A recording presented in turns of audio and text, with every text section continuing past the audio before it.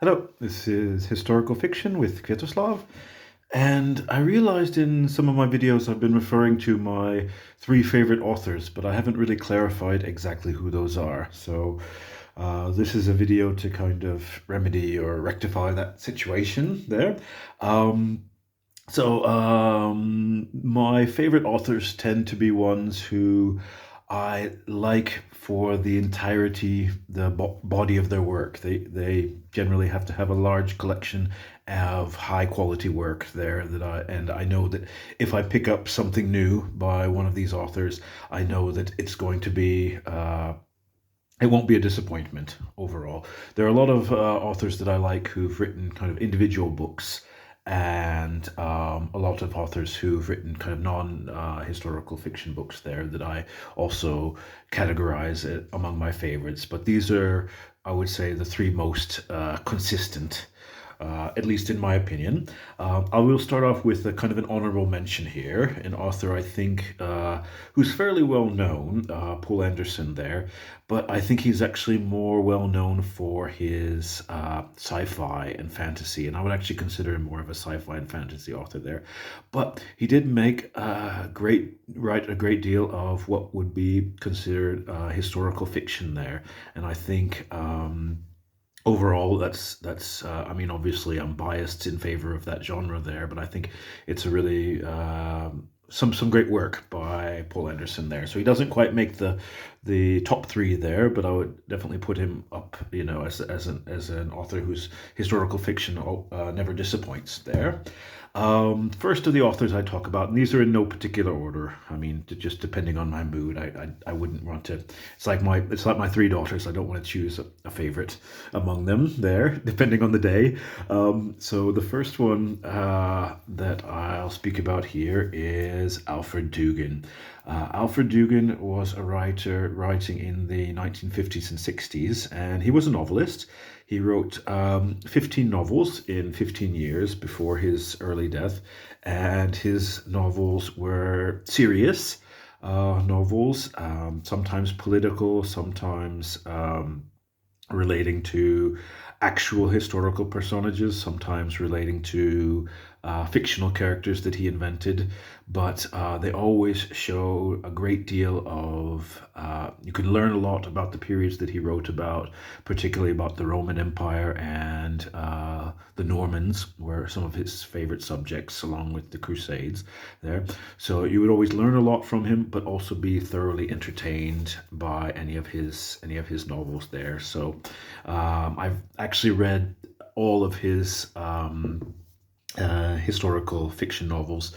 There are a few of his kind of nonfiction that I haven't had a chance yet to read, but overall, I've never been disappointed with any of his work. So he comes with a high recommendation from me.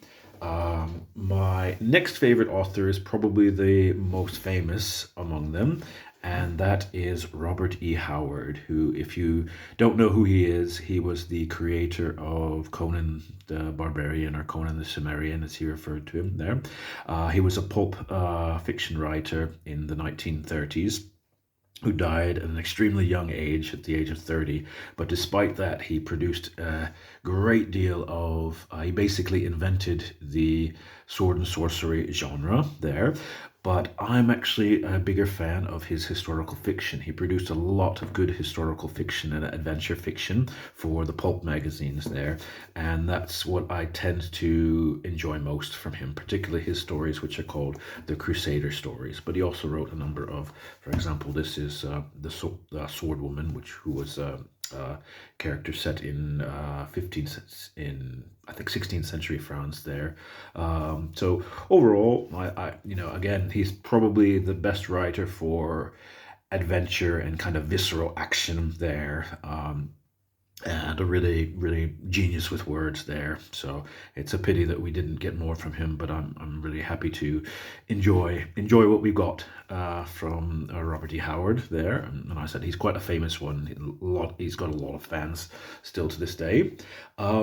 My third favorite author is was writing around the same time period as Robert E. Howard, and this is Harold Lamb.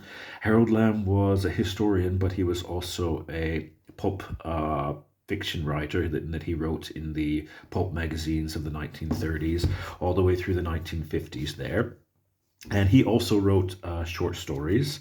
I'm a big fan of short stories. I think it probably has a lot to do with my short attention span, but I really enjoy reading short stories there, particularly learning, finding out, when and where the story is set.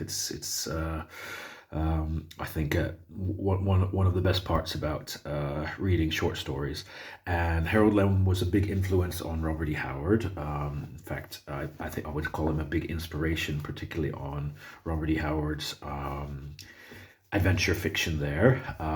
Now, Harold Lamb, he's a slightly different style in that I would say overall I would call him a better plotter than Robert E. Howard there, and he was more of a historian, so he was more interested in the historical details of the characters that he wrote. His action is not quite as visceral as Robert E. Howard, but his stories are really well done and well paced, and I'm never disappointed. Luckily, he Howard Andrew Jones compiled his pulp stories into several novel-sized books here. And I'm looking forward to reviewing each of those books in the future. But again, they come with a high recommendation, particularly if you like adventure fiction. So those are my three favorite historical fiction authors. I hope that if you haven't heard of them or haven't read anything, I recommend that you give them a chance, because I don't think you'll be disappointed. So thanks for listening. Goodbye.